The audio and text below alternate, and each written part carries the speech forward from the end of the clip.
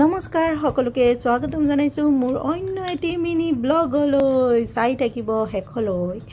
আজি মঙ্গলবাৰ 9:30 বাজিছে। বাপেক যাব অফিচ, আমি যাম মন্দিৰলৈ আৰু যাওঁতে বাপেকে আমাক ড্ৰপ কৰি থৈ গুচি যাব। তাৰপিছত আমি দুটা মন্দিৰত সেৱা কৰি পেলাই ধুনীয়াকৈ উভতি আহিম।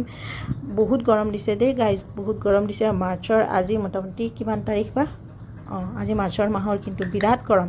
আৰু চাওক মন্দিৰ দৰ্শন কৰি আহিলোঁ। এস্কেলেটৰত বন্ধ আছে, এস্কেলেটৰটো উঠিবও ভয় লাগে, নামিবও ভয় লাগে, বিৰাট দিগদাৰ পাইছোঁ। বাবু মানে কোচত লৈ পেলাই দাঙিব লাগে ন।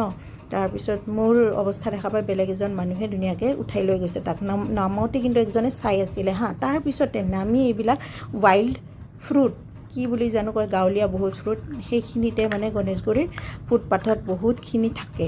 তো সেইকাৰণে মই অলপমান ভিডিঅ' কৰিব চেষ্টা কৰিছোঁ, কাৰণ গাঁৱৰ বস্তু আমি নেদেখোঁৱে আজিকালি এইবিলাক বস্তু, আৰু ভিডিঅ' কৰিব